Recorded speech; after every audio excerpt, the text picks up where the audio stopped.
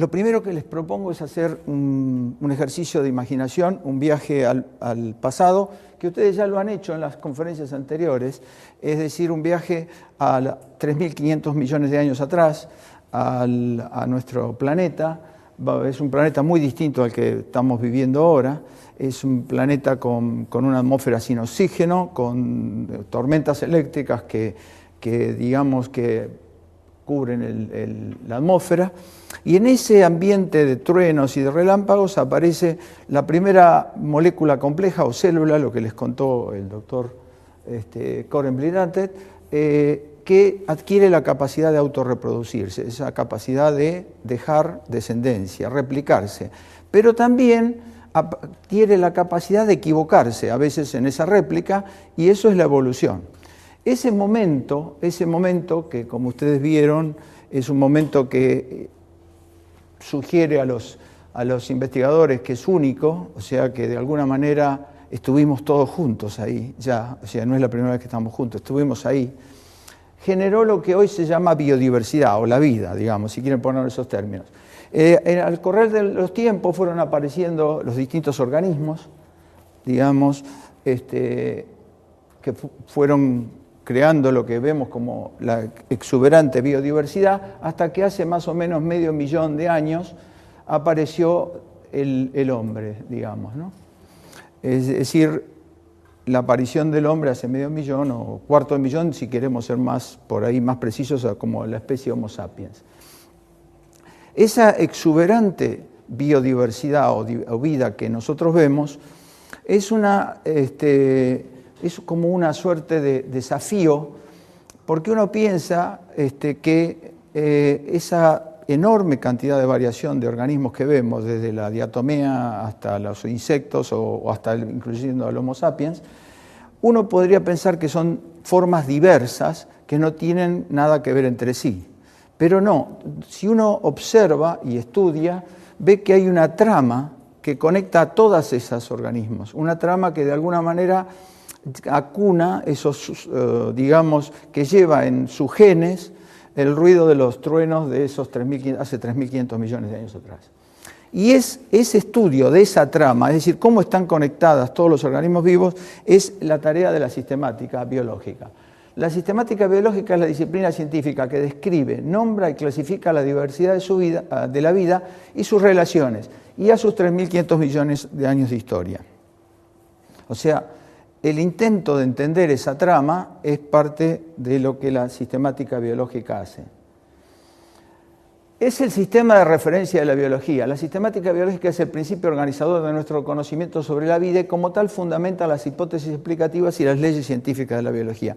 Fíjense que nadie podría dar una clase de nada si no tiene un nombre con el que va a describir. Es decir, la sistemática biológica es un poco el sistema que sostiene a la biología toda. La sostiene en el sentido que es la referencia. Y intenta siempre ser una referencia que contenga las leyes científicas y las hipótesis explicativas. Vamos a ver bien esto durante la charla, cómo esto se entiende, digamos.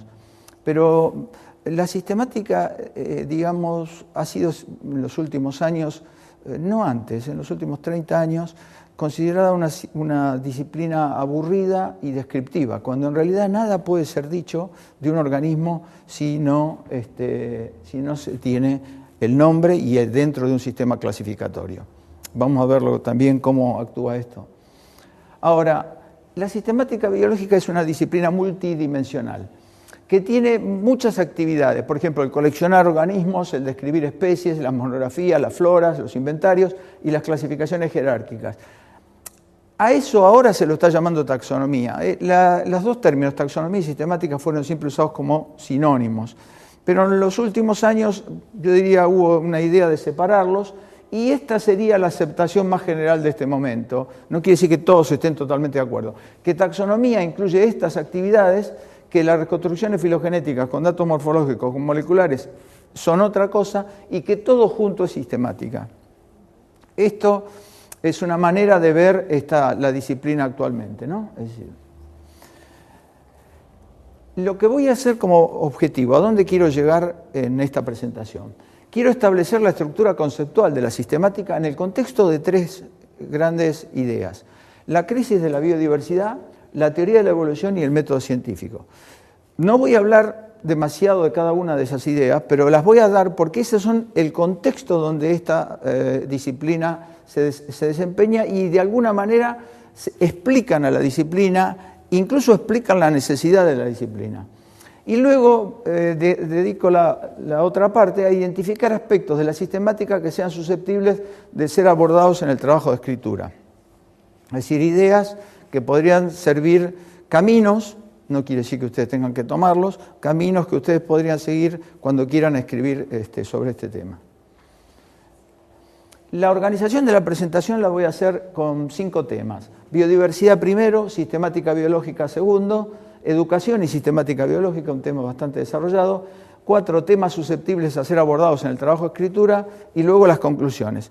Y después, cuando terminemos la charla, les voy a mostrar elementos que muchos de ustedes van a tener en el CD que di originalmente. Acabo de dar un extra, un complementario, y algunos materiales de ideas que ustedes también están en el CD, pero que los quiero señalar particularmente. Es decir, materiales que están en el CD que ustedes ya tienen y ver cómo los van a usar.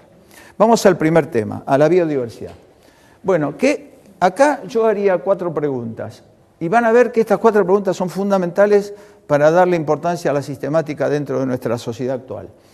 ¿Qué es la biodiversidad? ¿Cómo se ha generado la biodiversidad? ¿Atraviesa la biodiversidad un momento crítico? ¿Cuáles son sus causas, si es que es cierto eso?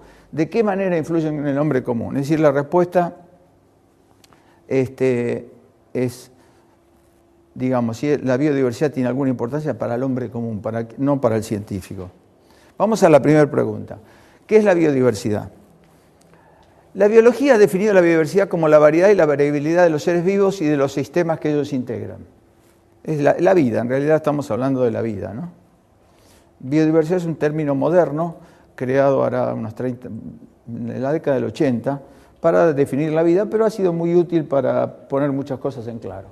Tenemos distintos niveles de la biodiversidad: genes, especies y ecosistemas, es decir, y todos los niveles que están entre ellos. Por ejemplo, entre genes y especies tenemos el individuo, tenemos las poblaciones. Tenemos los individuos, entre especies y ecosistemas tenemos las poblaciones, por ejemplo, ¿no? Hay otros niveles. Uno podría hacer esto digamos, mostrar todos los niveles desde genes a ecosistemas, y tengo los materiales si hubiera interés en discutir los temas de los niveles de organización. Estos niveles son los niveles con que se utilizan para observar la biodiversidad. Pero cuando se mide la biodiversidad, generalmente se va a especies. O sea, cuando alguien dice vamos a cuantificar la biodiversidad, se habla del número de especies. Por ejemplo, lo que nosotros ahora conocemos es que hay 1.700.000 especies conocidas. De insectos son la mayoría. Los vertebrados son 45.000, por ejemplo, los hongos 70.000, las algas 40.000, las plantas superiores 300.000. O sea, esta es una manera de cuantificar la biodiversidad. Es decir, la biodiversidad es esto. Ahora, cuando yo era alumno hace muchos años, la pregunta esta no existía. Digamos, no era una pregunta que la ciencia se le hiciera. Bueno, ¿cuántas especies están descritas? Yo recuerdo un solo libro que traía los números. Pero, claro, ante la aparición de lo que después vamos a ver, que es la crisis de la biodiversidad, apareció la idea de saber, bueno, cuánto conocemos y la pregunta clave, ¿cuánto falta por conocer? Es decir, esto es lo que sabemos que científicamente han sido descriptas. Y cuando se hacen experimentos, digamos, podría, digamos, no seguir ahora ese rumbo porque llevaría mucho tiempo, pero experimentos muy interesantes para ver cuántas especies quedan por conocer.